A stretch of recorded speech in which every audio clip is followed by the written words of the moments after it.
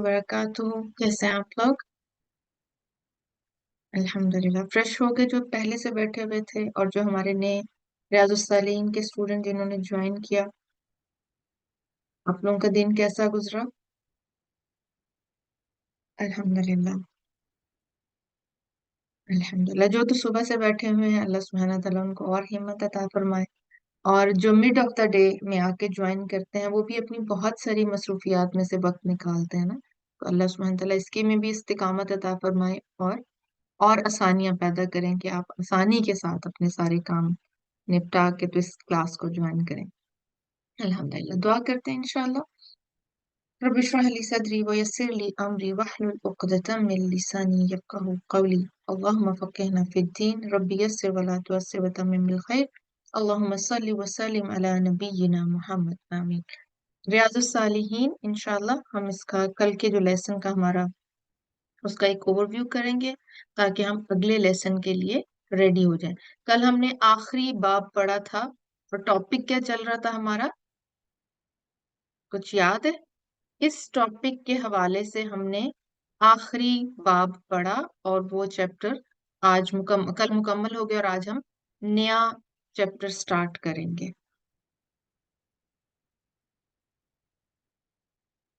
रोजों के बारे में, बिल्कुल बारकल्लाह फी। रोजों के बारे में चलें जी।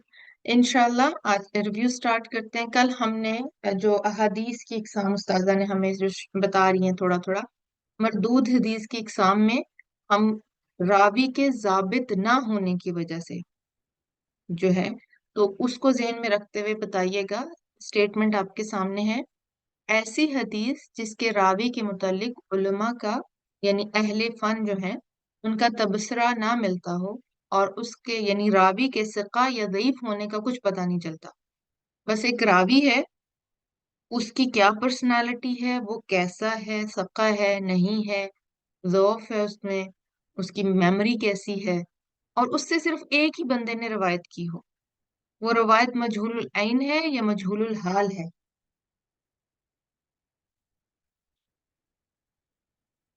सॉरी, मैं आपको जाबित होने की वजह से नहीं है, ये मजहूल होने की वजह से, मरदूद हदीस रावी के मजहूल होने की वजह से। तो रवायत मजहूलुल ऐन है या मजहूलुल हाल है? ओके, ठीक। कंफ्यूजन है यानी कि देखें, जब एक रावी रवायत कर रहा है तो ये मजहूलुल ऐन है, यानी फर्ज ऐन याद रखें। फर्ज ऐन क्या होता है? फर्ज ऐन क्या होता है? जो जरूरी मैंडेटरी है, ये है ना, जो फर्ज के दर्जे में आ रही, फर्ज है, बहुत लाजिम है। तो सिर्फ एक ही रावी है और उसके बारे में और कोई कुछ नहीं जानता, तो वो मजहूल है, वो बिल्कुल डेफिनेटली मजहूल है, मजहूलुल ऐन है। ठीक है।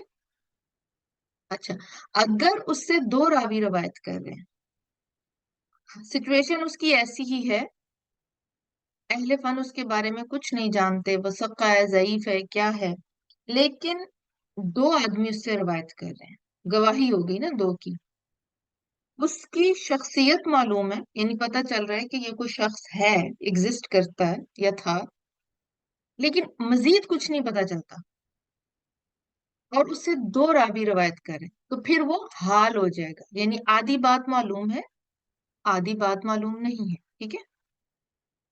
मजहूलुल हाल अब क्लियर हो गया आपको? अल्हम्दुलिल्लाह। ये आप पे मैंडेटरी नहीं है, जैसे उस्ताजा भी कहती है ना कि इनको आप याद ना करें, लेकिन बस थोड़ी बहुत अंडरस्टैंडिंग, और इंशाल्लाह ये आपको बहुत बेनिफिट करेगी। जैसे मैंने एक पढ़ा कहीं पे, आई डोंट नो, मैंने अब याद नहीं है, मुझे इसको लिख लेना चाहिए था कि हम सब क्लासेस अटेंड करते हैं ना, मतलब माशाल्लाह कुरान के भी हैं, हदीस की भी लेते हैं, कुछ ना कुछ और भी सीखते रहते हैं। बाल दफा ऐसे होता है कि हमें ऐसे लगता है कि हम कुछ सीख नहीं रहे हैं या हमारे अंदर कुछ नहीं जा रहा, याद नहीं हो रहा, रिटेंशन पावर नहीं है। तो इसी तरह किसी आलम से किसी ने पूछा कि यही सिचुएशन हो रही है, उन्होंने एक खजूर दी कि इसे खा लो, उन्होंने चबा चबा के खजूर खा ली और देखा कि उन्हें पूछा, अब इसका तुम पे कोई असर आ रहा है? उसने कहा नहीं, मैंने कहा इसी तरह इल्म है, जब वो अंदर जाता है तो वो आहिस्ता आहिस्ता असर करता है। जिस तरह खाना खाने के फौरन बाद वो एकदम से हमारे मसल्स नहीं बन जाते, टाइम लगता है उस पे। You have to work on it continuously. तो इसी तरह इल्म भी है, थोड़ा थोड़ा एब्जॉर्ब करना है, फिर वो कहीं जाके हमें फायदा होगा। लेकिन हमने वो एक कांस्टेंट अमल रखना है, ठीक है। तो इन चीजों को पढ़ते रहेंगे, कान में बात पड़ गई, सुन लिया, तो इंशाल्लाह ये आगे कंटिन्यू रहेगा। और जो दिमाग इंसान का ऐसा है कि वो वापस जरूर आती हैं चीजें। चलें जी। किसी का रोजा अफ्तार कराएं तो उसका अजर किस तरह है, ओहद पहाड़ की तरह या उसी रोजेदार की माने? दो क्यों लिख रहे हैं भैया आप? ओहद पहाड़ की तरह रोजे का अजर रोजेदार की तरह है। रोजेदार की तरह, ठीक है। जी। अच्छा जी। उसके बाद वो सदका, सदका, सदका हाथ में लेते हैं, उसे बढ़ाते हैं बढ़ाते हैं बढ़ाते हैं, वो ओहद पहाड़ की तरह हो जाता है। सही सिस्टर आना, मैं ठीक कह रही हूँ ना? सिस्टर आना मैं सेकंड करेंगी। ये रोजेदार, बाब देखे ना, ऊपर बाब लिखा हुआ है, बाब 231। इसमें आ, अब जो क्वेश्चन मैं आपसे करी वो इसमें से रिलेटेड है। वो कम दर्जे की चीज जिससे रोजा अफ्तार किया जाए या खाने पीने की तमाम इशिया फतरा में आ जाती है? फतरा, सॉरी फतरा नहीं, फतरा।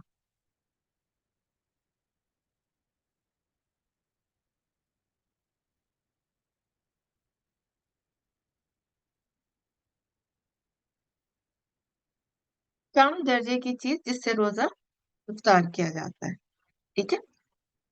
अच्छा जी। क्या सिर्फ मोहताज और मसाकीन को ही रोजा खुलवाएं, जो नीडी हैं? अच्छे फैमिली मेंबर्स को हमें घास नहीं डालनी चाहिए, उनको नहीं पूछना चाहिए कि रोजा खोल लें?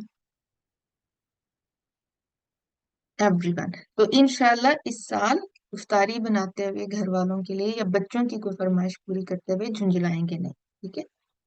अगर बच्चे कह रहे हैं ना कि हमें कुछ स्पेशल कोई चीज चाहिए, तो इस हदीस को मद्देनजर रखते हुए इंशाल्लाह वो काम करेंगे, ठीक है। अच्छा। रमजान में, या अगर किसी ने नफली रोजा उसकी आदत है या वो रखते हैं, वो खाने से मुतल्लिक काम कारोबार कर सकते हैं? कर सकते हैं, बिल्कुल कर सकते हैं। ट्रू और फॉल्स, खाना खिलाना अंबिया की सिफत है और सुन्नत भी है? सुन्नत मैं भूल गई हूँ, लेकिन ट्रू है। चलें सही। चलें जी, आगे आ जाए।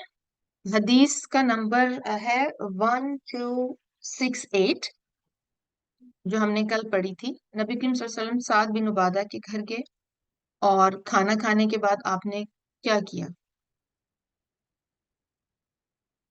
पूरे तीनों ऑप्शंस ध्यान से पढ़े। आपका आधा जवाब दुरुस्त है। आप, उन्होंने खूबसूरत अखलाक भी सिखाए, जो दुआ दी थी। याद है ना, कल हमने कहा था कि दुआ पढ़नी है। हम पढ़ेंगे और कोशिश करेंगे कि इसको रमजान से पहले याद कर लें। जब हम अफ्तारियों पे जाएं, तो फिर जो हमें अफ्तार करवा रहे हैं उनको ये दुआ दें, या हम खाने पे भी जाएं तो ये दुआ उनको दें।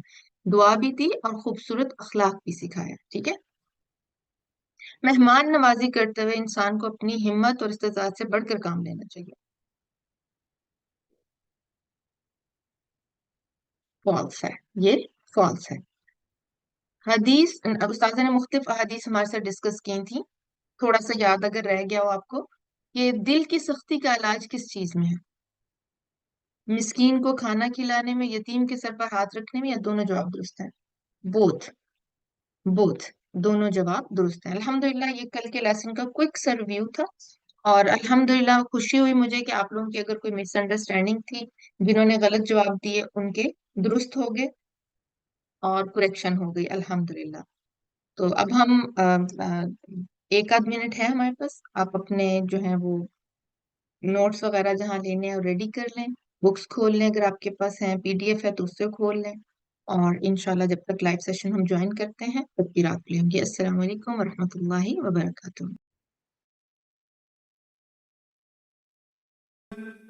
وعلى آل محمد كما صليت على إبراهيم وعلى آل إبراهيم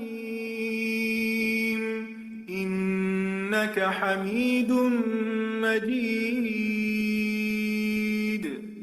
اللهم بارك على محمد وعلى آل محمد كما باركت على إبراهيم وعلى آل إبراهيم إنك حميد مجيد.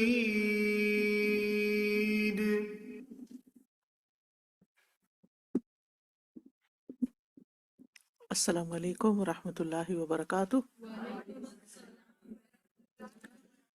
کیا حال ہے سب کا؟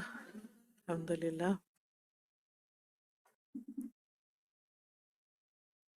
نحمده ونصلي علی رسولہ الکریم. اما بعد فاعوذ باللہ من الشیطان الرجیم. بسم اللہ الرحمن الرحیم. رب اشرح لی صدری ویسر لی امری واحلل عقدۃ من لسانی یفقهوا قولی. كما أرسلنا فيكم رسولا منكم يتلو عليكم آياتنا ويزكيكم ويعلمكم الكتاب والحكمة ويعلمكم ما لم تكونوا تعلمون.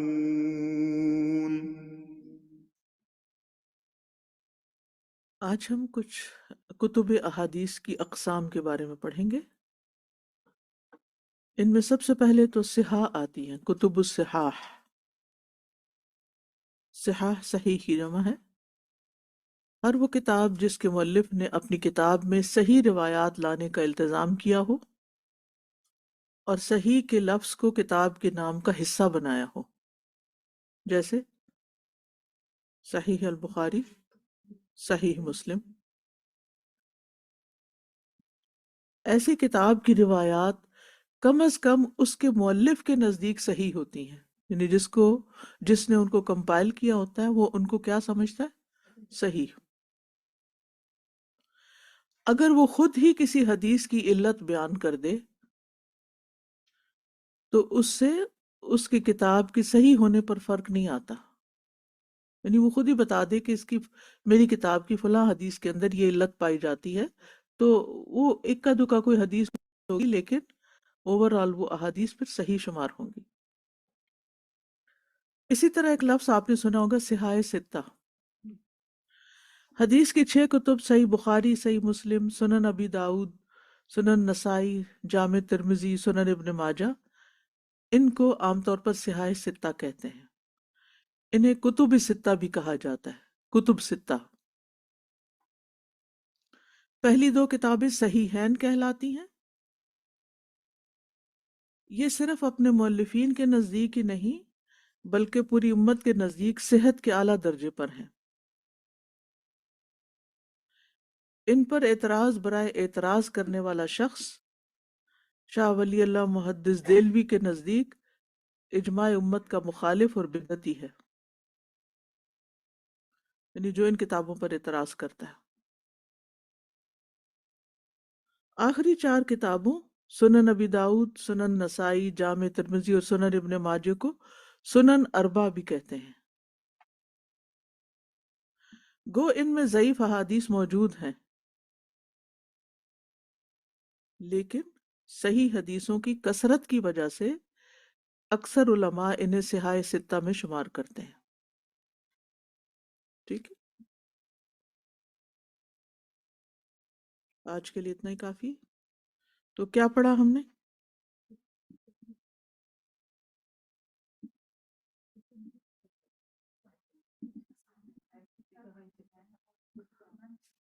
صحاح ستہ، صحیحین، سنن اربع، ٹھیک ہے، اوکے. صحیحین کون کون سی ہیں؟ بخاری اور مسلم. اور باقی 4 کیا کہلاتی ہیں؟ سنن اربع. اور عمومی طور پر ان 6 کتابوں کو کیا کہتے ہیں؟ صحاح ستہ.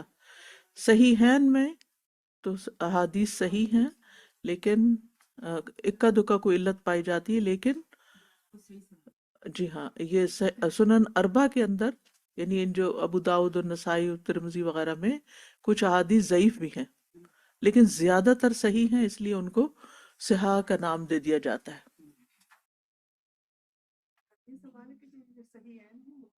جی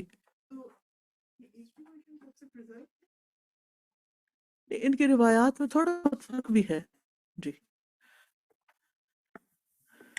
جی جی ہاں جی بالکل. انہوں نے علامہ البانی نے ان کتابوں کی صحیح ابن ماجہ، صحیح ترمذی، صحیح کے نام سے الگ کر دی ہیں، اور ضعیف کو الگ کر دیا ہے. جی نشاندہی ہے بالکل. جی ہاں بخاری کے بارے میں آتا ہے کہ اصح کتب من بعد کتاب اللہ، اصح کتاب بعد کتاب اللہ، اللہ کی کتاب کے بعد صحیح، سب سے صحیح کتاب جو مسلمانوں کے نزدیک ہے علم دین پر مشتمل، وہ صحیح بخاری ہے. جی تو آج ہم ریاض الصالحین سے کتاب الاعتکاف پڑھیں گے. باب ہے 232، باب فضل الاعتکافی، اعتکاف کی فضیلت کا بیان.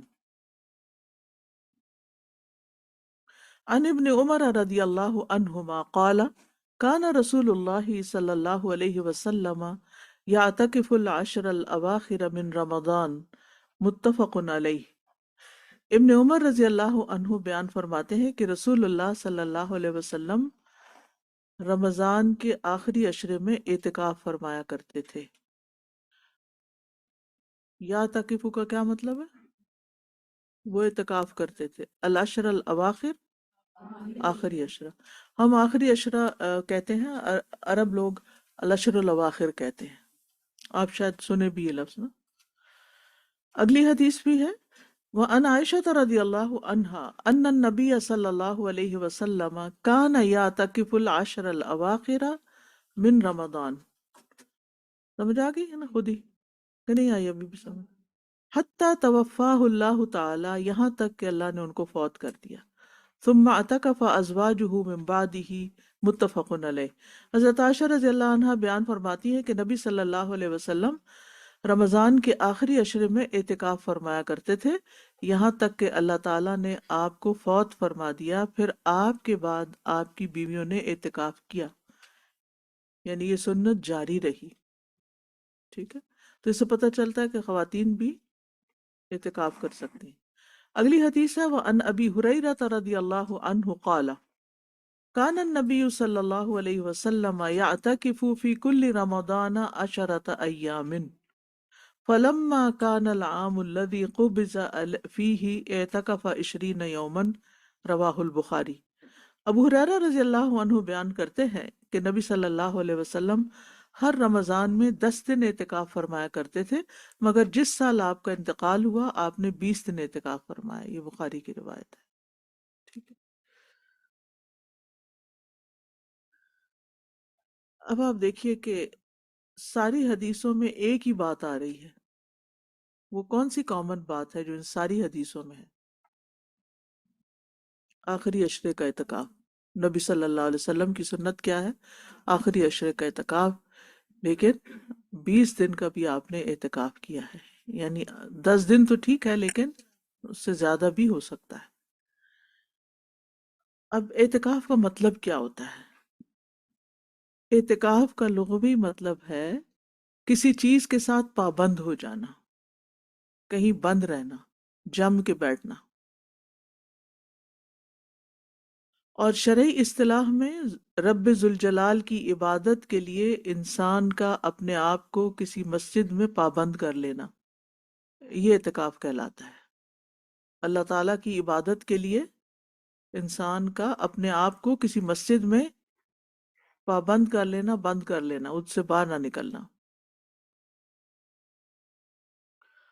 رسول اللہ صلی اللہ علیہ وسلم کے عمل سے اس کا مشروع، مسنون اور مستحب ہونا ثابت ہے کہ یہ ایک اہم عبادت ہے۔ قرآن مجید میں بھی اعتکاف کا ذکر آتا ہے۔ کہاں آتا ہے؟ عاکفین، شاباش، ٹھیک ہے۔ وَعَهِدْنَا إِلَىٰ إِبْرَاهِيمَ وَإِسْمَاعِيلَ أَن طَهِّرَ بَيْتِيَ لِلطَّائِفِينَ وَالْعَاكِفِينَ وَالرُّكَّعِ السُّجُودِ، اور ہم نے ابراہیم اور اسماعیل علیہم السلام کو حکم دیا کہ میرے گھر کو طواف کرنے والوں، اعتکاف کرنے والوں اور رکوع اور سجدہ کرنے والوں کے لیے پاک رکھو۔ ٹھیک ہے، تو اس سے کیا پتہ چلتا ہے کہ یہ اعتکاف کی سنت کب سے ہے؟ یس، اول سے ہے، بہت پہلے سے ہے۔ ایک اور آیت میں آتا ہے سورۃ البقرہ ہی میں، وَلَا تُبَاشِرُوهُنَّ وَأَنْتُمْ عَاكِفُونَ فِي الْمَسَاجِدِ، اور جب تک تم مساجد میں اعتکاف کیے ہوئے ہو تو عورتوں سے ملاپ نہ کرو۔ یعنی حالت اعتکاف میں ہسبینڈ وائف کا ریلیشن شپ منع ہے، اور خاص طور پر مسجد میں، کیونکہ اعتکاف مسجد میں ہوتا ہے۔ تو ان روایات سے یہ پتہ چلتا ہے کہ مسنون اعتکاف رمضان کے آخری عشرے میں کیا جاتا ہے، ایسا کرنا سنت ہے۔ ٹھیک ہے، اب آخری عشرے کو خاص کرنے کی کیا وجہ ہے؟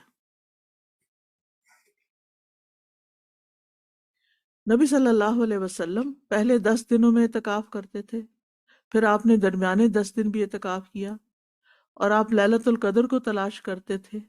پھر آپ سے کہا گیا انہا فی العشر الاواخر، کہ لیلۃ القدر آخری عشرے میں ہے، لہٰذا آپ نے رمضان کے آخری 10 دنوں میں اعتکاف شروع کر دیا۔ واضح؟ یعنی پہلے آپ پہلے عشرے میں بھی کرتے تھے، دوسرے میں بھی کیا، اور پھر جب یہ پتہ چلا کہ لیلۃ القدر آخری عشرے میں ہے تو پھر آخری عشرے میں اہتمام کیا۔ ابو سعید خدری رضی اللہ عنہ بیان کرتے ہیں کہ رسول اللہ صلی اللہ علیہ وسلم نے رمضان المبارک کے پہلے عشرے کا اعتکاف کیا، پھر درمیانے عشرے کا ترکی خیمہ میں اعتکاف کیا، جس کے دروازے پر چٹائی لٹکائی ہوئی تھی، یعنی مسجد کے اندر ایک خیمہ لگا کے اس کے اندر، یعنی دروازے کو بھی بند کر کے چٹائی سے اندر بیٹھے ہوئے تھے۔ ابو سعید رضی اللہ عنہ کہتے ہیں کہ نبی صلی اللہ علیہ وسلم نے اپنے ہاتھ سے وہ چٹائی خیمے کے ایک کنارے کی طرف کر کے اپنا سر نکالا اور لوگوں سے بات کی تو لوگ آپ کے قریب ہو گئے، تو آپ نے فرمایا میں نے یہ رات تلاش کرنے کے لیے پہلے عشرے کا اعتکاف کیا، پھر درمیانے عشرے کا اعتکاف کیا، پھر میرے پاس آنے والا آیا اور مجھ سے کہا گیا کہ یہ رات آخری عشرے میں ہے، لہٰذا تم میں سے جو بھی اعتکاف کرنا پسند کرتا ہے وہ اعتکاف کر لے۔ اور یہ تو لوگوں نے نبی صلی اللہ علیہ وسلم کے ساتھ پھر آخری عشرے کا اعتکاف کیا۔ یہ صحیح مسلم کی حدیث ہے۔ تو اس سے کیا بات پتہ چلتی ہے کہ اگرچہ نبی صلی اللہ علیہ وسلم نے پہلے اور دوسرے عشرے کا بھی اعتکاف کیا، لیکن چونکہ لیلۃ القدر آخری عشرے میں ہے تو اس لیے پھر آخری کا اہتمام کیا۔ اب اعتکاف کرنے کے کچھ آداب ہیں۔ نمبر 1، جتنا بھی ممکن ہو سکے لوگوں سے الگ ہو کر اللہ سے تعلق پیدا کیا جائے۔ ٹھیک ہے نا، لوگوں کے بیچ میں مکس اپ ہونا، سوشلائزنگ کرنا، بات چیت کرنا، یہ اعتکاف کی روح کے منافی ہے۔ اور تنہائی میں بیٹھ کر اللہ تعالیٰ کی اتنی عبادت کی جائے کہ اللہ تعالیٰ سے ایک تعلق پیدا ہو جائے، ایک انس پیدا ہو جائے، اس میں مزہ آنے لگے۔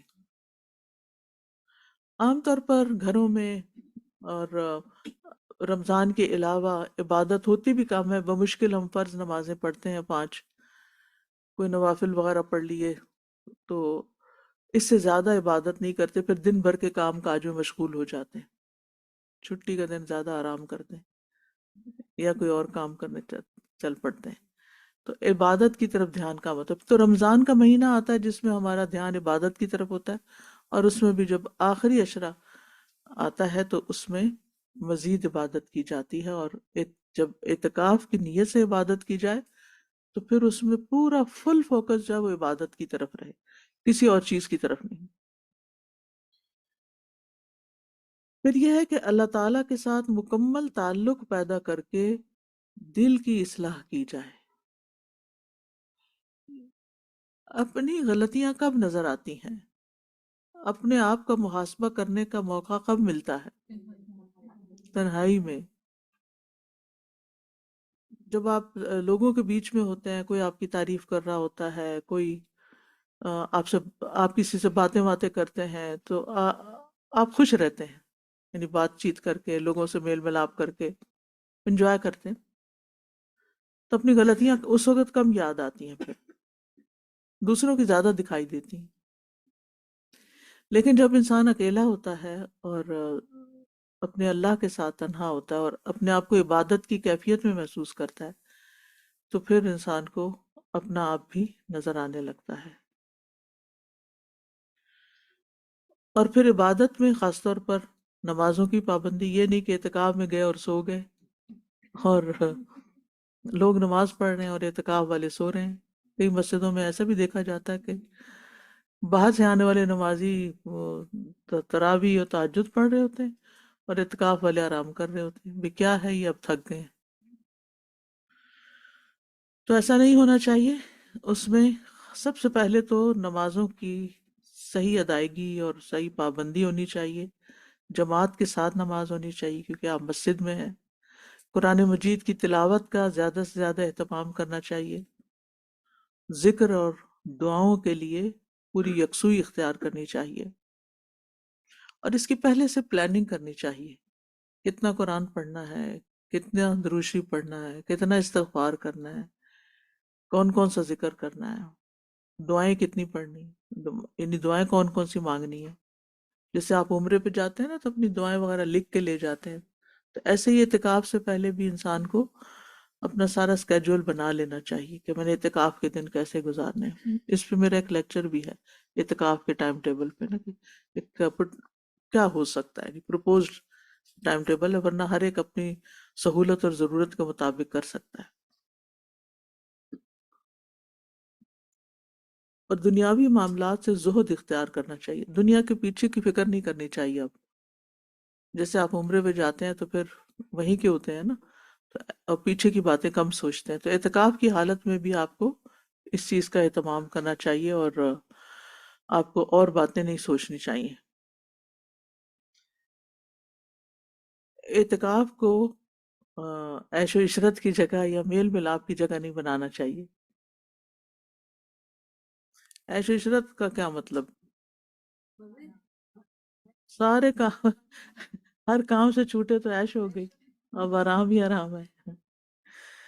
اور اس لحاظ سے بھی کہ اگر فرینڈز بھی اعتکاف کر رہے ہیں تو آپ، یا کوئی رشتہ دار اعتکاف کر رہے ہیں تو سب اپنے ملنے جلنے کی جگہ بنا لی اور گفتگو شروع کر دی، اور اس میں بھی ہنسی مذاق شروع کر دیا اور ادھر ادھر کی باتیں اور پالیٹکس ڈسکس کرنے لگے، تو یہ درست نہیں.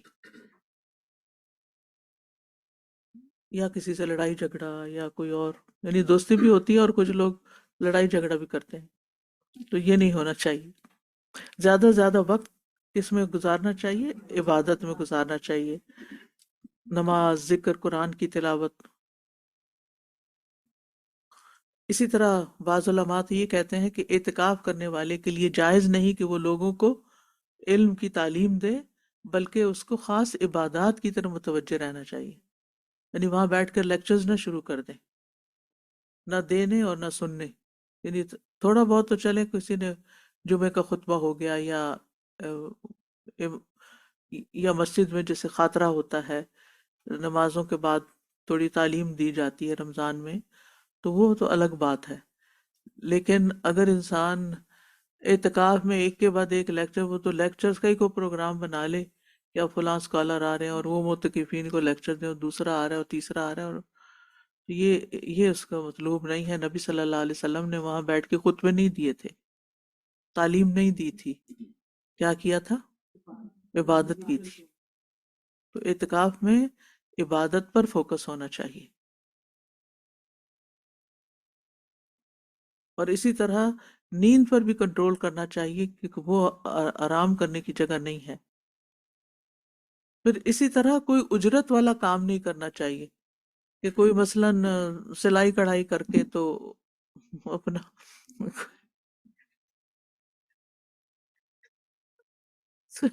جی، خواتین اپنا سویٹر بنانے بیٹھ جائیں، یا کوئی کڑھائی کرنے بیٹھ جائیں، یا کوئی پینٹنگ کرنے بیٹھ جائیں کہ فارغ وقت ملا ہے، جو چھوٹے ہوئے کام ہے وہ پورے کر لوں. تو یہ اعتکاف کا کام، اعتکاف میں یہ نہیں ہونا چاہیے.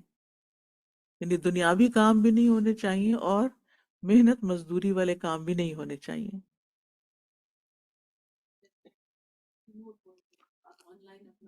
جی، ورک فرام ہوم ہے. تو اب آپ اعتکاف میں بیٹھ جائیں اور ورک فرام ہوم کرتے رہیں، اس کی اجازت نہیں ہوگی. ٹھیک ہے، یعنی اپنا لیپ ٹاپ مسجد نہ لے جائیں. فون بھی بند رکھیں، الا یہ کہ کوئی چیز ضرورت ہو گئی، آپ کو کپڑے چاہیے گھر سے، کوئی چیز، کوئی چھوٹی موٹی انسٹرکشن لینی دینی ہے تو کوئی بات نہیں. لیکن اس پہ بیٹھ کے سب کے میسیجز چیک کر کے انسٹرکشن دینا، اور یہ نہیں ہونا چاہیے. جی، اسٹوڈنٹ اپنی پڑھائی بھی چھوڑ دیں گے. یعنی اب دیکھیے کہ ابن قدامہ مقدسی کہتے ہیں، جہاں تک قرآن پڑھانے، علم کی درس و تدریس، فقہا کے مناظرے، حدیث کی کتابت کا تعلق ہے، جن کا فائدہ عام بھی ہوتا ہے، تو اکثر علماء کا قول یہی ہے کہ ایسا کرنا غیر مستحب ہے. ٹھیک ہے نا. پھر یہ کہ مسجد سے باہر بھی نہیں جانا چاہیے، سوائے اس کے کہ کوئی ایسا کام پڑ گیا کہ جس کے بغیر چارہ ہی نہیں. جیسے مثلاً آپ کے پاس کوئی نہیں جو آپ کو کھانا لا کر دے. کئی جگہ ایسی بھی ہوتی ہیں. اب تو الحمدللہ مساجد کے اندر کچن ہوتے ہیں، وہیں کھانے بن رہے ہوتے ہیں، یا بنا بنایا آ جاتا ہے اور سب متکفین کھا لیتے ہیں، یا گھر سے کوئی لے کے آ جاتا ہے. بعض اوقات کھانے کا انتظام ہوتا ہے، لیکن آپ کو اچانک کسی دوا کی ضرورت پڑ جاتی ہے، اور آپ کے پاس کوئی لانے والا نہیں ہے، تو آپ کو ضرورت پڑ گئی، آپ باہر جا کے کسی کو کہہ رہے ہیں، یا جلدی سے لے کر واپس آ رہے ہیں، تو کوئی بات نہیں. یا اسی طرح اگر آپ کسی ایسی مسجد میں ہیں کہ جہاں ٹوائلٹ کا انتظام نہیں، کیونکہ گاؤں وغیرہ کی مساجد کے اندر نہیں ہوتا ایسے انتظامات، سب لوگ کھیتوں میں جاتے ہیں، تو وہ پھر ایک ایکسیپشنل چیز ہے. یعنی انتہائی شدید مجبوری میں ہی باہر نکل سکتے ہیں. اسی طرح ہر طرح کی لغو اور بیکار گفتگو سے پرہیز کرنا چاہیے. بعض اوقات اعتکاف کرنے والا خود تو نہیں، لیکن مسجد میں جیسے نمازی آئے، نماز شروع کی، اس نے وہ بھی صف میں کھڑا ہو گیا. اب آنے والے جو ہیں ان کا تو اعتکاف نہیں ہے، تو وہ اگر آپ کے پاس آ کر آپ کو ادھر ادھر کی باتیں سنانے لگے تو یہ درست نہیں ہے، اس میں شریک نہیں ہونا چاہیے. جیسے پہلے یہ ہوتا تھا کہ لوگ ادھر ادھر کی خبریں سن کے آتے تھے، پھر آ کے آپ سے باتیں کرتے تھے. اب لوگ آپ کو لنک فارورڈ کر دیتے ہیں کہ آپ فارغ ہیں، اور کبھی کچھ دیکھیں اور کبھی کچھ، اور مسٹ واچ، اور دوسروں کے ساتھ شیئر کریں، اور وہ یعنی کس قسم کی ہدایات ہوتی، تو ان چیزوں کو بھی اگنور کریں. بعض لوگ تو اپنے سیل فون پہ کچھ آن کر کے آپ کے آگے رکھ دیتے ہیں کہ یہ یہ دیکھیں، یہ سنیں. تو صاف کہہ دیں کہ مجھے کوئی دلچسپی نہیں، میں اعتکاف میں ہوں. جیسے وہ روزے دار کا کوئی روزہ خراب کرنے لڑنے کے لیے آئے تو کہے انی صائم، تو اس موقع پہ کہے انی معتکف، میں اعتکاف میں ہوں. اچھا، بعض مساجد میں بچے بھی اعتکاف میں ہوتے ہیں، اور وہ مل کے وہ خوب ہنگامہ کرتے ہیں مسجد کے اندر، اور کھیل کود شروع، وہاں ساتھ ٹیبل ٹینس وغیرہ دوسرے ہال میں ہوتے ہیں، وہ کھیلنے چلے جاتے ہیں، پھر آ کے پھر سب کہتے ہیں چلے بچے ہیں اس لیے تو چلے، تھوڑا بہت تو اگنور کیا جا سکے، لیکن سارا وقت ان کو کھیلنے کے لیے چھوڑ دینا یہ اعتکاف کی روح کے خلاف ہے، پھر وہ بڑے ہو کر بھی اس کا ادب احترام نہیں کریں گے۔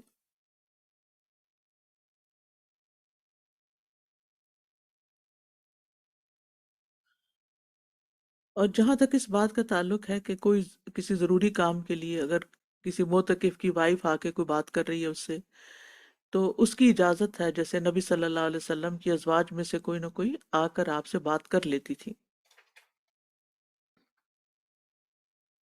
اب خواتین کا اعتکاف، خواتین بھی اعتکاف کر سکتی ہیں بشرطے کہ شوہر اجازت دے، اور عورت کے لیے بھی اعتکاف کی جگہ مسجد ہے، گھر نہیں ہے، گھر میں اعتکاف نہیں ہوتا۔ ٹھیک ہے آپ عبادت کی نیت سے بیٹھ جائیں، کچھ خواتین ہوتی ہیں نا وہ کہتی ہیں مسئلہ پوچھتی ہیں میں اس سال اعتکاف کرنا چاہتی ہوں، کیا میں گھر والوں کو کھانا بنا کے دے سکتی ہوں؟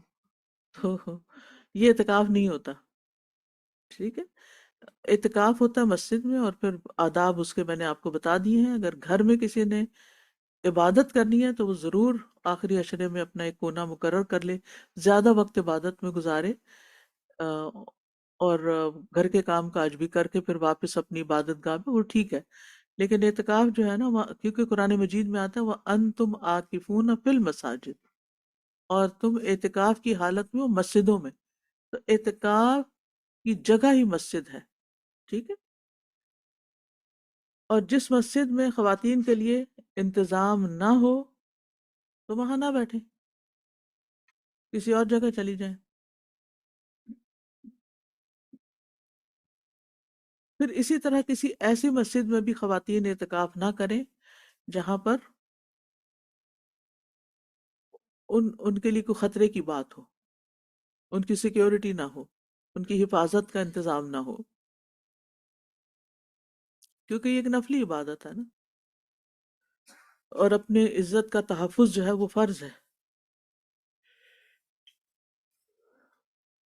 اچھا بعض لوگ یہ کہتے ہیں نا کہ ہر بستی میں سے کسی نہ کسی کو ضرور اعتکاف کرنا چاہیے، تو اس کی کوئی شرعی حیثیت نہیں ہے، کریں تو بہت اچھے۔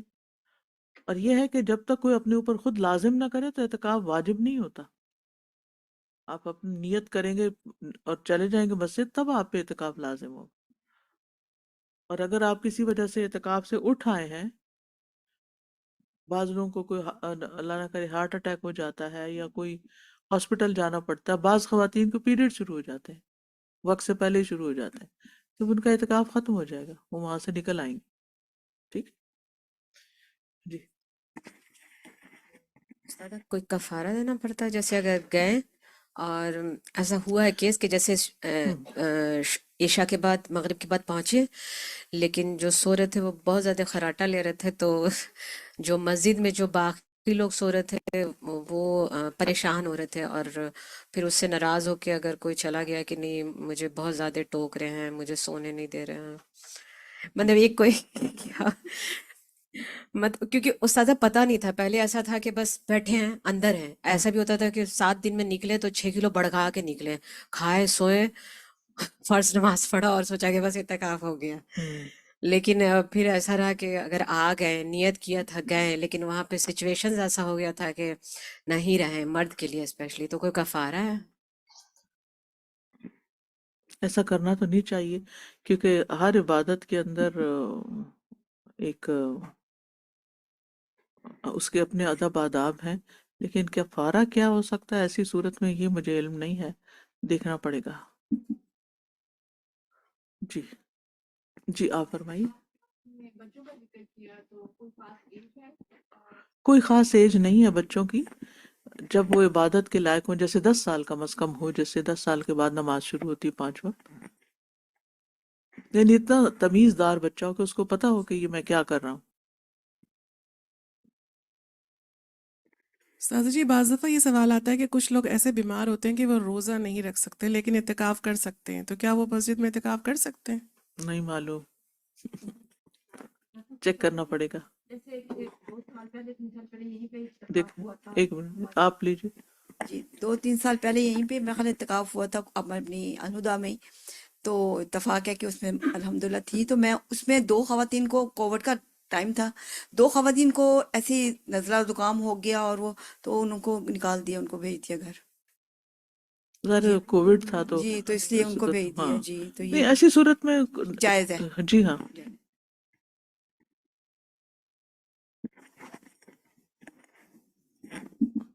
سر جی کسی مدرسے میں اعتکاف ہو سکتا ہے جہاں پر نہیں بچیاں پڑھ رہی ہیں اور نہیں، وہ نہیں؟ اعتکاف مسجد میں ہی ہوتا ہے. اچھا اسی طرح اعتکاف کی کوئی خاص دعا نہیں ہے، صرف وہ آخری عشرے کی ليلۃ القدر کی دعا ہے. ٹھیک ہے نا.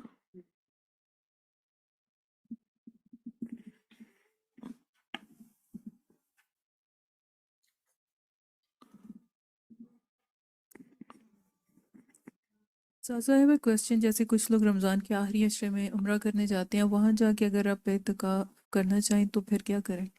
تو اتنے سارے لوگ ہوتے ہیں وہاں.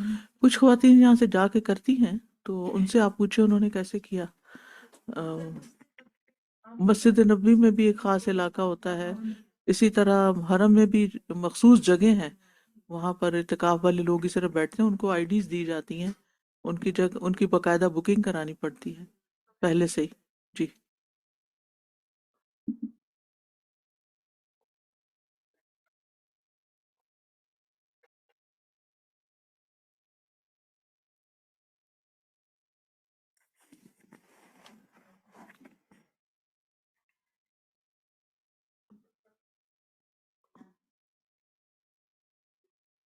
دیکھیں ایک تو مصنون اعتکاف ہے نا 10 دن کا، وہ تو ہے ہی. لیکن اگر کوئی ویسے ایک دن کی نیت کر کے بیٹھ جائے، چند گھنٹوں کی بھی نیت کر کے مسجد میں اعتکاف کی نیت سے آپ بیٹھ سکتے ہیں. میں تلاش کر رہی تھی کہ شاید مجھے یہاں کچھ مل جائے، لیکن ملا نہیں. I'm sorry کہ میں آپ کو ابھی بتا سکوں. جی اعتکاف کے کفارے کا ڈھونڈ رہی تھی کہ اگر ٹوٹ جائے تو پھر دوبارہ. کین یو لیو مسجد؟ ایک منٹ میں دیکھتی ہوں. جی چاند دیکھنے، عید کا چاند نظر آ جائے تو پھر.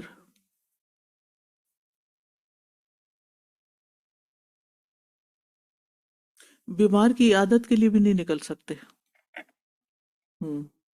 کہ آپ سک پرسن کو وزٹ کرنے کے لیے چلے جائیں.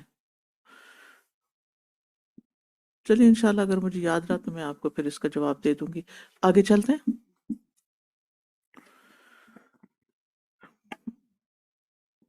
باب کتاب الحج، باب وجوب الحج و فضلہ.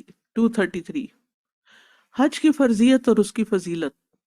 قال اللہ تعالی وَلِلَّهِ عَلَى النَّاسِ حِجُّ الْبَيْتِ مَنِ اسْتَطَاعَ إِلَيْهِ سَبِيلًا وَمَنْ كَفَرَ فَإِنَّ اللَّهَ غَنِيٌّ عَنِ الْعَالَمِينَ.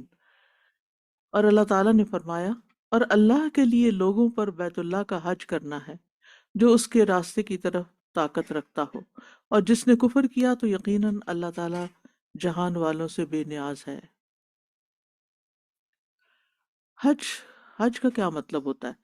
حج کہتے ہیں اللہ سبحانہ تعالیٰ کی عبادت کے لیے حج کے مناسک ادا کرنے کے لیے مکہ کا ارادہ کرنا. مکہ کا ارادہ کرنا کس کام کے لیے؟ حج کے مناسک ادا کرنے کے لیے. اور حج کے مناسک کیوں ادا کیے جائیں؟ اللہ کی عبادت کے لیے. حج اسلام کے ارکان میں سے ایک رکن ہے، one of the pillars of faith. اور اس کے فرض ہونے کی دلیل قرآن مجید سے ملتی ہے جو اس آیت میں ابھی آپ نے پڑھی وَلِلَّهِ عَلَى النَّاسِ حِجُّ الْبَيْتِ مَنِ اسْتَطَاعَ إِلَيْهِ سَبِيلًا وَمَنْ كَفَرَ فَإِنَّ اللَّهَ غَنِيٌّ عَنِ الْعَالَمِينَ. یہ آیت ہجرت کے 9ویں سال نازل ہوئی تھی. 9ویں سال کو سیرہ میں کون سا سال کہا جاتا ہے؟ کون سا سال ہوتا ہے؟ عام الوفود. عام الوفود پڑھا ہوا ہے نا، جس سال مدینہ میں بہت سے لوگ مسلمان ہو کر وفدوں کی شکل میں آئے تھے، اور وہ صورت بھی پھر اتری تھی نا اذا جاء نصر اللہ والفتح وَرَأَيْتَ النَّاسَ يَدْخُلُونَ فِي دِينِ اللَّهِ أَفْوَاجًا. تو فوج اسی طرح لوگوں کے گروہ کو کہتے ہیں نا، تو وفد بھی اسی سے ہی ہے. تو وفد کے وفد آتے تھے، آپ کی خدمت میں حاضر ہوتے تھے.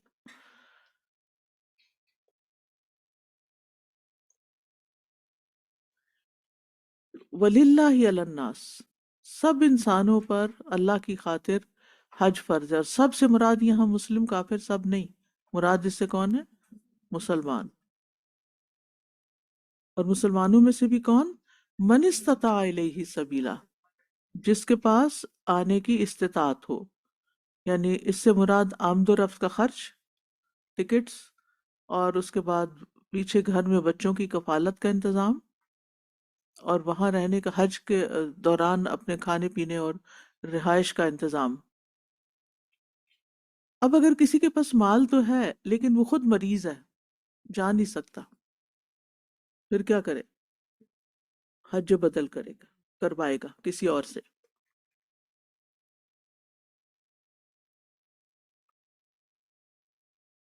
لیکن اگر کسی کے اندر استطاعت ہی نہیں، تو استطاعت کے باوجود حج نہ کرنے کو کیا قرار دیا گیا یہاں؟ کفر. اچھا، کفر کی دو قسمیں ہوتی ہیں. ایک ہوتی ہے کفر اکبر، وہ انسان کو ملت سے خارج کر دیتی ہے. اس کا کیا مطلب ہے؟ وہ مسلمان نہیں، نان مسلم ہو گیا. اور ایک کفر ہوتا ہے کفر دون کفر، اس کو کہتے ہیں کفر دون کفر. یہ کفر اصغر ہوتا ہے، جیسے بیسک پلرز آف اسلام ہے ان میں سے کسی ایک پر عمل نہ کرنا. ٹھیک ہے، جیسے حدیث میں آتا ہے نا، من ترک الصلاۃ متعمدا فقد کفر، جس نے جان بوجھ کے نماز چھوڑی اس نے کفر کیا. کیا وہ نان مسلم ہو گیا؟ نہیں، کبیرہ گناہ کیا اس نے.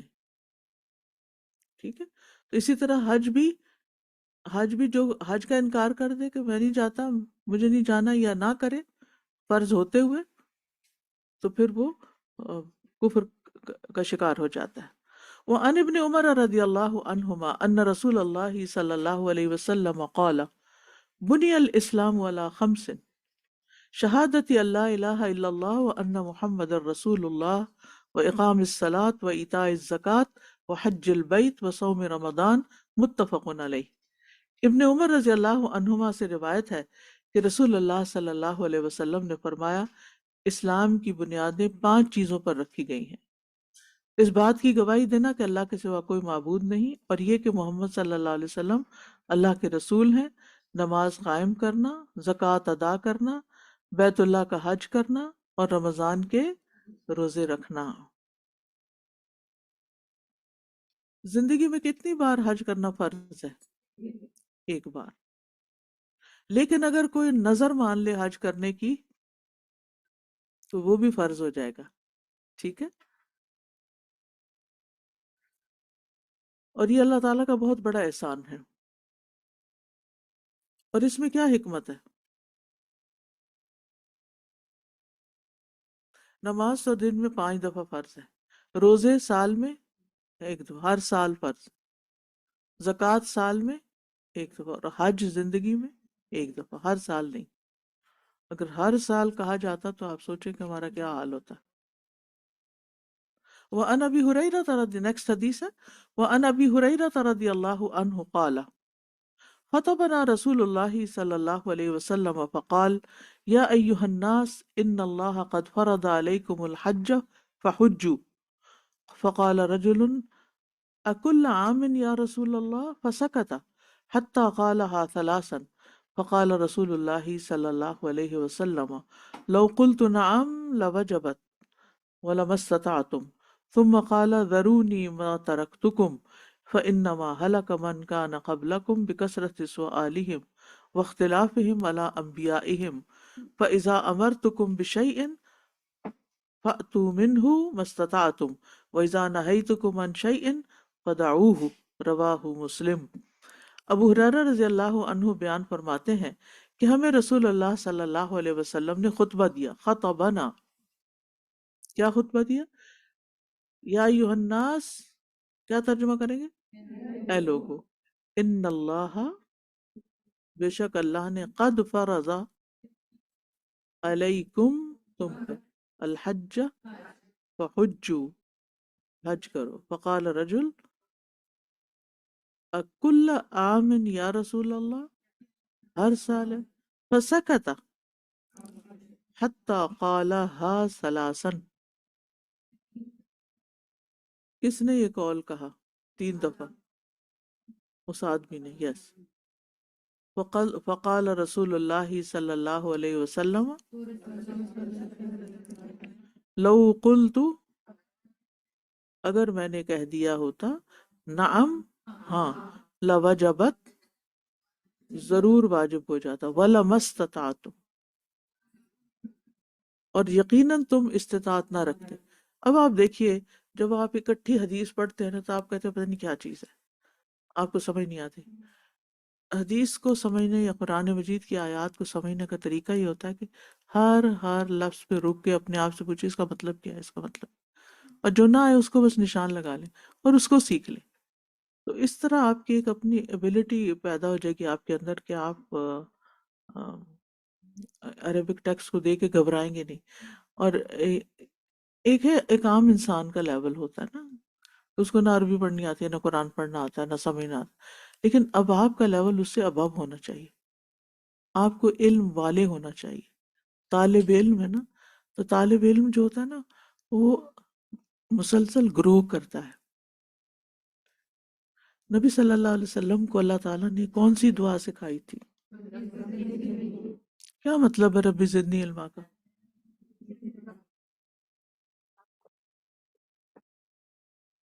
آپ اپنے لیے مانگتے ہیں؟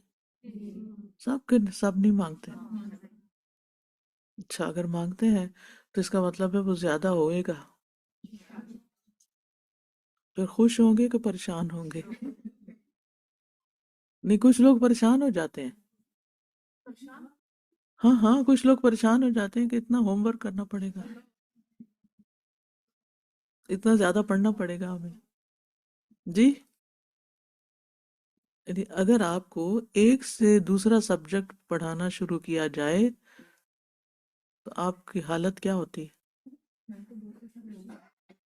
جی، ویری ہیپی. اسٹرینج، آپ تو کوئی اور ہی مخلوق ہے جو اس دنیا میں نہیں رہتی. ظاہر ہے جو لوگ دنیا میں رہتے ہیں ان کی دنیا میں اتنی دلچسپیاں ہیں، اتنے ان کے دنیا کے کام ہیں کہ ان کے پاس کہاں وقت کہ وہ تھوڑی سی تعلیم کو تھوڑا سا علم میں اضافہ کر لیں.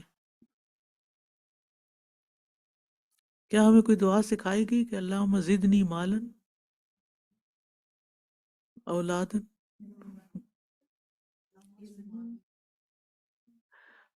وہ جو حضرت ان کو دعا دی تھی اللہ تعالیٰ نبی صلی اللہ علیہ وسلم نے حضرت انس کو کہ ان کی برکت کی دعا کی تھی. ٹھیک ہے، برکت کی دعا تو ٹھیک ہے، اللہم زدنی ایمانا و یقینا و فہما بھی مانگا گیا، ٹھیک ہے، لیکن علم زیادہ، اللہ میرا علم زیادہ کر دے. اور اگر آپ کو استاد بھی میسر ہوں اور ماحول بھی میسر ہو، پھر پیچھے رہنے کی کوئی گنجائش بنتی ہے؟ کیا ہم نے اپنی زندگی کا کوئی کانٹریکٹ لکھوایا ہوا ہے کہ ہم نے کوئی 80-90 سال جینا؟ نہیں نا. یعنی ہم کب، ہمارے پاس کتنا ٹائم ہے کہ ہم اپنا علم بڑھاتے رہیں گے. ابھی تو ہم طالب علم ہیں نا، تو گھر والوں کو بھی پتا ہے، باہر والوں کو پتا ہے کہ وہ پڑھ رہی ہے، وہ کورس کر رہی ہے، تو کچھ رعایت دے دیتے ہیں نا. لہٰذا جتنا آپ کر سکتے ہیں اتنا کرتے جائیں. جب یہ ختم ہو جائے گا نا ٹائم، تو پھر آپ کہیں کہ چلے میں فلاں سبجیکٹ جا کے ذرا کوئی اور پڑھ لوں، الہدا جاتی ہوں یا کہیں اور جاتی ہوں اور پڑھ لوں. کتنا پاسبل ہوگا؟ مشکل ہو جائے گا نا. جی، تو آپ دیکھیے کہ جو موقع مل رہا ہے نا اس وقت آپ کو، اس سے فائدہ اٹھا لیں، اس سے گھبرایا نہ کریں. اور ہوم ورک سے تو بالکل نہیں گھبرایا کریں کہ یہ ایک بہانہ ہے یہاں سے نکلنے کے بعد بھی کچھ کام کرنے کی عادت ڈالنے کا، ٹھیک ہے نا؟ یعنی گھر جا کے یہ تو نہیں کہ یہ کہ دنیا کی پڑھائی تو نہیں ہے نا کہ ہم نے جب کوئی امتحان پاس کر لیا تو ساری کتابیں اسی دن اٹھا کے لپیٹ کے سمیٹ کے ان کو سٹور کے سب سے پچھلے حصے میں جا کے رکھ دیا یا بیچ دیا یا نکال دیا گھر سے ردی میں یا جنک میں پھینک دیا. مجھے ڈگری مل گیا، مجھے ان کی کوئی ضرورت نہیں رہی. ان میں سے کون سی کتاب ایسے کرنے والی؟ کوئی بھی نہیں نا. یہ تو ہماری لائف لائن ہے، تو ہمیں ایک انرجی ملتی ہے ان چیزوں سے. ٹھیک ہے، تو میں نے آپ کو ویکنڈ پہ 5 حدیثیں پڑھنے کے لیے دی ہوئی ہیں. تو وہ کوئی گھبرانے کی ضرورت ہے؟ اس میں کو بہت کتنے منٹ لگ جاتے ہیں آپ کے. چلے اگر آپ ان کی آڈیو بھی سن لیں تو آدھا گھنٹہ. تو کیا پورے ویکنڈ میں جو آپ کا فرائیڈے سیٹرڈے سنڈے اور منڈے 4 دن کا ہوتا ہے، اس میں آدھا گھنٹہ نکالنا مشکل ہے. چلے کوئی ٹیسٹ ہو گیا تو آدھا گھنٹہ 2 اس کے لیے پڑھنے کے ہو گئے.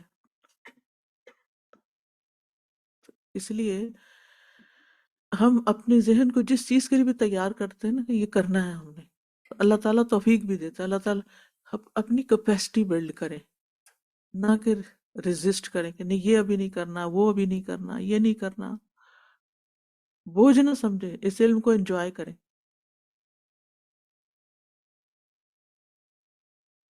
کیا علم والوں کے درجات بلند ہوتے ہیں؟ کتنا یقین ہے؟ پکا یقین ہے. والذین اوتوا العلم درجات، قرآن کی آیت ہے. قرآن سچی کتاب ہے. تو یہ درجوں کی بلندی صرف دنیا میں ہی چاہیے یا آخرت کے لیے بھی کوئی درجوں کی بلندی چاہیے؟ چاہیے نا. تو پھر اگر آخرت کے لیے چاہیے تو پھر علم کے لیے محنت کرنے میں تو کوئی ہمیں آر ہی نہیں ہونی چاہیے، کوئی مشکل ہی نہیں ہونی چاہیے، بلکہ غنیمت سمجھنا چاہیے. شکر ادا کرنا چاہیے کہ جس رب نے اس سفر کی توفیق دے رکھی ہے. کتنے ہی ایسے لوگ ہوں گے جو تڑپتے ہوں گے لیکن نہیں پہنچ سکتے، نہیں کر سکتے. اللہ نے چنا ہے آپ کو، تو اس لیے گھبرایا نہ کریں. اپنا ٹائم مینیج کرنا سیکھیں. ٹائم مینجمنٹ آنی چاہیے آپ کو کہ کس کام کے لیے کہاں وقت نکالنا ہے. جس چیز کا شوق ہوتا ہے نا تو اس کے لیے ہم کیا کرتے ہیں. اب امیجن کریں نا کہ آپ کو موبائل پہ کچھ دیکھنے کا شوق ہے. اچھا آپ کا دھیان ادھر ہی لگا رہتا ہے نا کہ میں نے یہ دیکھنا ہے یا پڑھنا ہے یا سننا ہے یا جو بھی کرنا ہے. اب آپ باقی کاموں کے ساتھ کیا کرتے ہیں؟ جلدی جلدی کر کے اس کو سمیٹنا، اس کو سمیٹنا، وہ رکھنا، وہ کرنا، وہ جلدی جلدی سب کچھ کر کے تاکہ مجھے ٹائم ملے اور میں اپنا پسند کا کام کروں. علم کے ساتھ، قرآن کے ساتھ، حدیث کے ساتھ آپ کا یہ رویہ ہونا چاہیے کہ میں دنیا کے جھنجھٹوں سے جلدی فارغ ہوں اور پھر میرا ٹائم ہو کہ میں اس کو پڑھوں. جتنی دلچسپی اس میں آپ لیں گے نا انشاءاللہ اتنا ہی آپ کو اتنے ہی درجے زیادہ بلند ہوں. اور اگر آپ یہ کہیں آپ پھر ایک اور چیز ہمیں دے دی، اب یہ بھی دے دیا اور وہ بھی سننے کو دے دیا اور وہ پڑھنے کو دے دیا، تو پھر پیچھے ہی رہ جائیں گے، پھر حسرتیں ہی ہوں گی. جی سوال کیجیے. Sir, I wanted to ask this question for the longest time. یہ تو آپ نے ایک طرح کے لوگوں کی ساری باتیں کی ہیں، ایک گروپ. اب دوسرا گروپ بھی ہے، ہمیشہ دوسرا گروپ بھی ہوتا ہے. اب وہ والا گروپ جو ہے بڑی وہ کام کی بات کی آپ نے، دوسرا گروپ بھی ہوتا ہے. ہمیشہ ٹھیک ہے، ہوتا ہے. ہوتا ہے، ہوتا ٹھیک ہے. ہے جی. تو اب وہ والا جو گروپ ہے، وہ جو اللہ نے ان کو پتہ نہیں کون سی نیکی کے بدلے میں یہ اجازت دی کہ وہ اللہ کی کتاب کھول سکیں، یہاں آ سکیں، الہدا آ سکیں، اور جو یہاں آتے ہیں اور جنہوں نے پورے 1 سال اس کلاس میں بیٹھ کے ہر روز یہ سوچا کہ میں نے ایسا کیا کام کیا کہ میں یہاں ہوں. اب وہ لوگ اپنی اس نعمت کو کیسے ایکسٹینڈ کریں، کیسے اس میں برکت ڈالیں، کیسے وہ کیا کام کریں کہ یہ ان سے چھوٹے نہیں. شکر ادا کرتے رہیں، شکر ادا کرتے رہیں. شکر، دعا، استغفار، ٹھیک ہے، یہ نعمتوں میں اضافے کا ذریعہ بنتی ہیں چیزیں. مانگتے رہیں اللہ سے، ہر چیز مانگیں. ربی زدنی علما، شعور سے مانگا کریں. اور جو مل رہا ہے اس پر شکر ادا کیا کریں. پتہ ہے جو مل رہا ہے نا اس پر شکایت شکر کے اگینسٹ ہے. آج اتنا پڑھا دیا، آج تو مجھے بہت سبق یاد کرنا پڑے گا، یہ شکوہ ہے، یہ شکر نہیں. ٹھیک ہے استاذہ جی. استاذہ وقت کی بات آپ کر رہی تھی نا، ہاں تو ہاں مجھے یاد آیا جب میں کورس کر رہی تھی تو میں نے اپنی بیٹی سے ایک بات سیکھی کہ اس کے نا ڈیسک پہ اس نے کچھ اسٹکی نوٹس جیسے نا لکھ کے لگائے ہوئے تھے اپنی موٹیویشن کے لیے. تو ان میں ایک چیز تھی کہ if you don't want to do something because you think it will take time, time will pass by anyways. ہوں کہ وقت کا تو کام ہے، گزرنا وہ گزر جائے گا.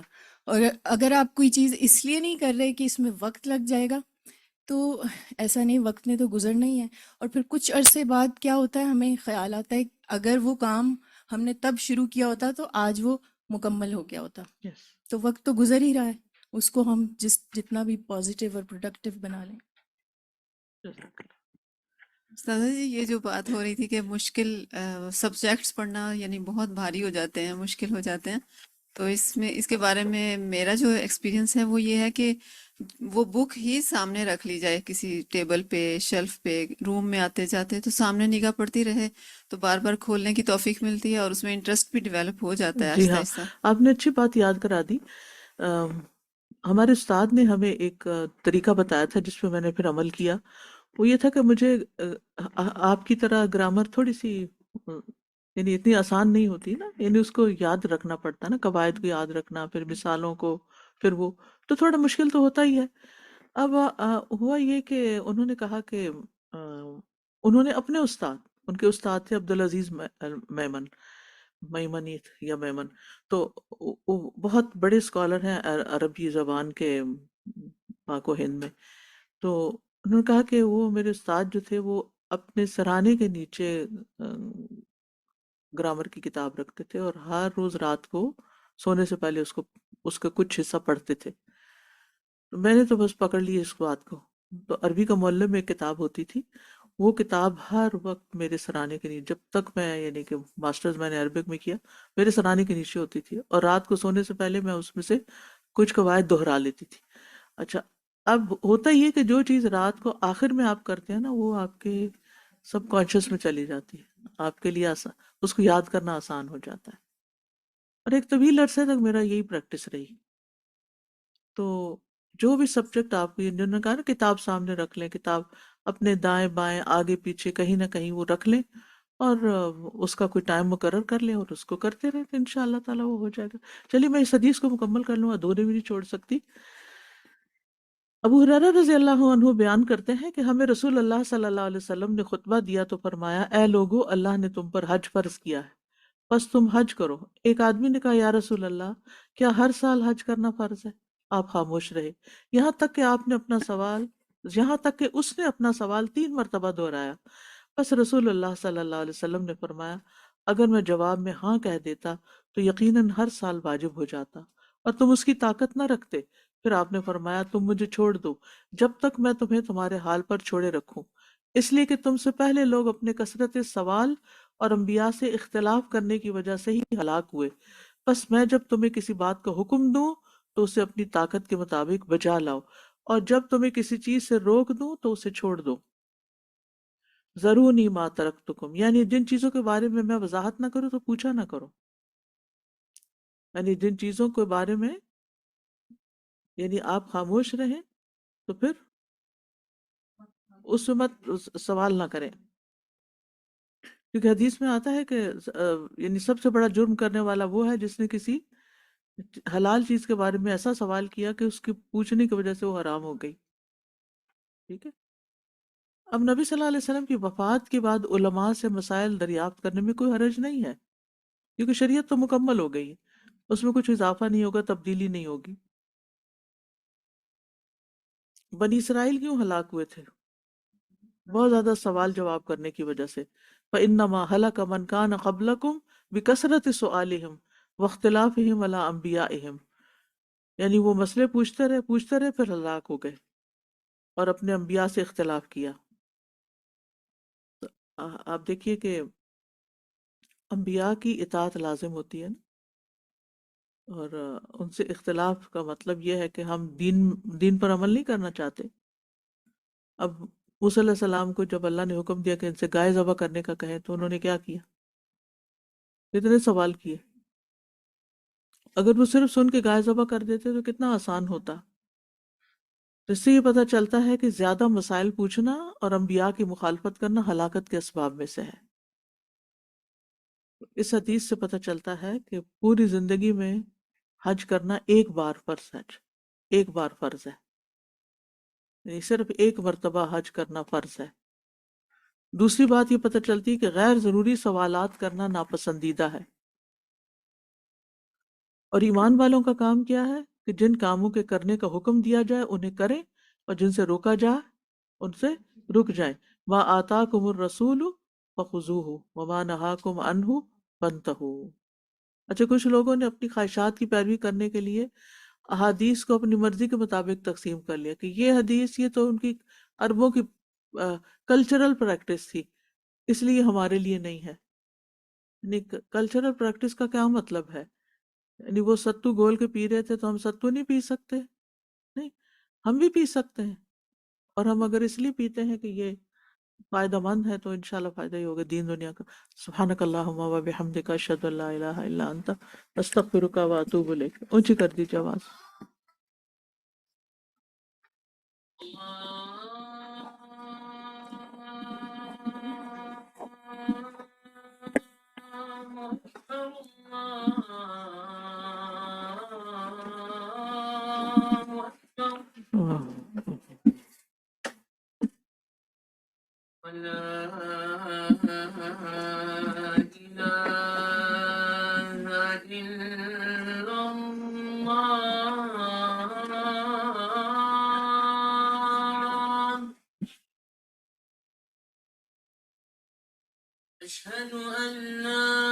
الله أكبر الله أكبر الله أكبر، لا إله إلا الله والله أكبر، الله أكبر ولله الحمد، الله أكبر الله أكبر الله أكبر، لا إله إلا الله والله أكبر، الله أكبر ولله الحمد۔ السلام علیکم ورحمۃ اللہ وبرکاتہ۔ الحمدللہ ہمارا آج کا ہم نے ایک چیپٹر کر لیا مکمل اور نیا چیپٹر شروع کیا الحمدللہ۔ دعا کر لیتے ہیں، رب اشرح لی صدری ویسر لی امری واحلل عقدۃ من لسانی یفقہوا قولی، آمین۔ باب الاعتکاف، ہم نے وہ اس کے بارے میں مسائل استاد نے ہم سے ڈسکس کیے، اور جو میں ایک بہت ہی خوبصورت ایک پہلو جو ہم نے دیکھا استاذہ کی شخصیت کا، ماشاءاللہ ماشاءاللہ بہت نالجیبل ہیں، ابھی تک سیکھ رہی ہیں، سکھا رہی ہیں، لیکن ایک کوشچن کے جواب میں انہوں نے کوئی ادھر ادھر کی بات کرنے کے بجائے سیدھا کہا نہیں پتا، چیک کرنا پڑے گا۔ ہمارا بھی یہی ایٹیٹیوڈ ہونا چاہیے، کسی بھی بات کے بارے میں اگر ہمارے پاس دلیل نہیں ہے، شورٹی نہیں ہے، یہی جواب ہونا چاہیے کہ مجھے نہیں پتا، لا ادری، بالکل۔ تو آج ہم نے کیا، باب الاعتکاف، اعتکاف کی جگہ کیا ہے؟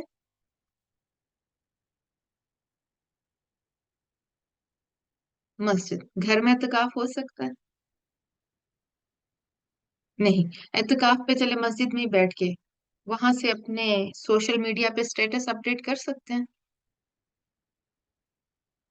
کچھ خواتین اپنے وہ کرتی ہیں نا، فیس بک اپڈیٹ کرتی ہیں، الحمدللہ اتنے نفل پڑھ لیے، الحمدللہ اتنا قرآن پڑھ لیا، تو جائز نہیں ہے، درست نہیں ہے۔ اچھا، ضروری ہے کہ اعتکاف عورتیں اپنی مرضی سے کر لیں؟ ایک میری پرسنل عبادت ہے، مجھے شوہر کی اجازت کی ضرورت نہیں ہے، نہیں کر سکتے، ٹھیک ہے۔ اچھا، اب دوران اعتکاف گھر میں تو ہو ہی نہیں سکتا، کیونکہ اللہ تعالیٰ کے لیے یکسو کرنا ہے اپنے آپ کو، تو کیا مرد حضرات بیمار کی عیادت کے لیے جا سکتے ہیں؟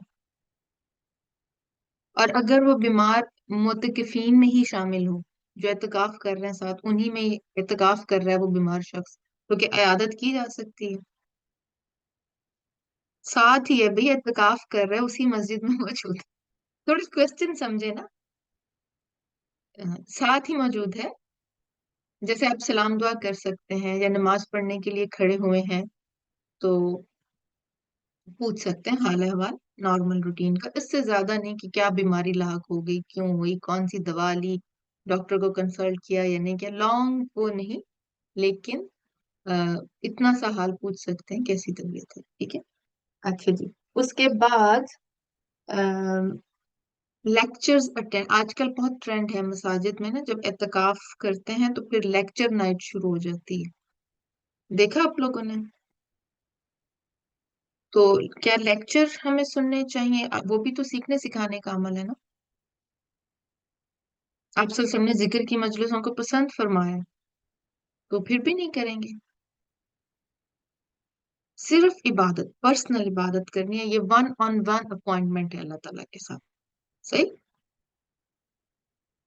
वन ऑन, जब एक हम किसी डॉक्टर से अपॉइंटमेंट लेते हैं तो हम पसंद करेंगे कि कोई और मरीज भी वो डॉक्टर हमारे साथ ही कमरे में बिठा ले और उसको भी साथ साथ कंसल्ट करता जाए।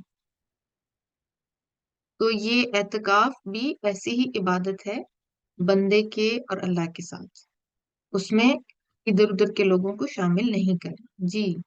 जैसे नमाज में हम इधर उधर ध्यान नहीं देते, तो इबादत वही है ना, हर वो काम या बात या जो भी हम करें अल्लाह ताला की रजा के लिए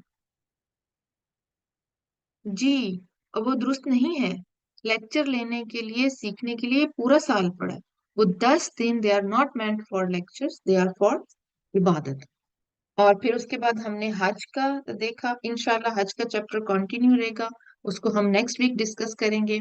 और एतकाफ के हवाले से भी कुछ आपका रिव्यू जो है वो जैसे याद दहानी के तौर पे आपको ट्यूसडे को करवाया जाएगा इंशाल्लाह। सब क्लियर है आज के लेक्चर में? सेपरेट बहुत एक्सप्लेनेटरी था अल्हम्दुलिल्लाह। और एक और बहन ने जो बात की अल्हम्दुलिल्लाह, कि अल्लाह ताला की तौफीक से मैं और आप हम इन क्लासों में मौजूद हैं, सुबह बैठे इस रूम में बहुत सारा कुछ इल्म के मोती हमने इकट्ठे किए, इनको प्रिजर्व कैसे करना है, हमने इनको इसको जो हमें अल्लाह ताला ने तौफीक दे दी, इस इल्म को हमने कैसे महफूज, शुक्र, बारक अल्लाह की, शुक्र गुजारी, इस्तगफार और शिकवा नहीं, ठीक है। शुक्र गुजारी करनी है, अल्हम्दुलिल्लाह। थकावट होती है थोड़ी सी कभी कभी बैठे बैठे जो है ना, बुक स्टोर से खरीद सकते हैं, दारुल इस्लाम से खरीद सकते हैं, अलहुदा ऑनलाइन बुक स्टोर से खरीद सकते हैं, और आप ऑनलाइन भी सर्च कर सकते हैं, ठीक है। तो हम थक भी जाते हैं लेकिन उस पे ये नहीं, और फिर क्विज, क्या मुसीबत है, ये हर हफ्ते क्विज दे देती हैं, इनको सुकून नहीं है, हर वीक हमारा क्विज खोल देती है, इतने मुश्किल क्वेश्चन बना देती हैं, इनको रहम नहीं आता। ये क्या करेगा आपसे, ये आपसे क्या करेगी इस तरह की बातें?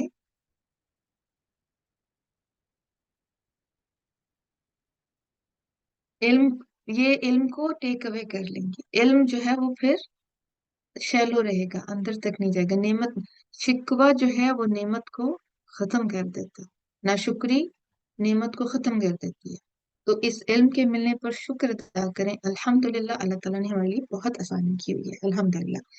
अच्छा जी, ईमेल के हवाले से एक आप अपना जहन में रखें, कोई भी इंस्टीट्यूट जहां आप दुनिया में जाएं या किसी और जगह पे, क्या वो ऑफ डेज में आपको रिप्लाई करते हैं? हॉलीडेज में रिप्लाई आता है? आपने ईमेल की, आपको हेयर एंड देयर जवाब आ गया? अल्हम्दुलिल्लाह, अलहुदा में आपको मिलते हैं ऐसे जो आपको वीकेंड्स पे भी मिल जाते हैं, आपको इमीडिएटली भी मिल जाते हैं, आपको एक दो घंटे के वक्फे से भी मिल जाते हैं, एक्सपीरियंस किया है ना आप लोगों ने। सेम डे भी आपको रिप्लाई मिल जाता है, फ्यू आवर्स में भी मिल जाता है, लेकिन अगर कभी किसी वजह से थोड़ा डिले हो जाए, राइट, अगर कहीं थोड़ा डिले हो रहा है तो उसका क्या मतलब है? آپ ویٹنگ لسٹ میں ہیں، انشاءاللہ آپ کو جواب دیا جائے گا. ہو سکتا ہے اس سے زیادہ کوئی ارجنٹ کام ہو، یا ہو سکتا ہے کوئی اور وجہ ہو، تو تھوڑا سا ایڈمنس کو روم دے دیں. ٹھیک ہے، تھوڑی اسپیس دیں انہیں، تاکہ وہ آپ کو دیکھیں گے. اب جو بھی آپ بھیجتے ہیں ہماری نظر میں ہوتا ہے، لیکن تھوڑا سا ٹائم چاہیے ہوتا ہے. اور آف ڈیز ضرور ذہن میں رکھا کریں. اگر آپ فرائیڈے کو سینڈ کر رہے ہیں ای میل، تو سیٹرڈے سنڈے ذہن میں رکھیں. ان اللہ مع الصابرین، بس یہ اپنے آپ کو ریمائنڈر دینا ہے. ٹھیک ہے، چلیں. جزاکم اللہ. اور یہ صرف آپ حدیث کے حوالے سے نہیں، میں ہر طرح کے کورس کے حوالے سے آپ کو یہ بات سمجھا رہی ہوں کہ یہ والا صبر ہمارے اندر ہونا چاہیے. صحیح ہے؟ جزاک اللہ خیر کثیرہ. سبحانک اللہم و بحمدک، اشہد ان لا الہ الا انت، استغفرک و اتوب الیک. السلام علیکم ورحمۃ اللہ وبرکاتہ.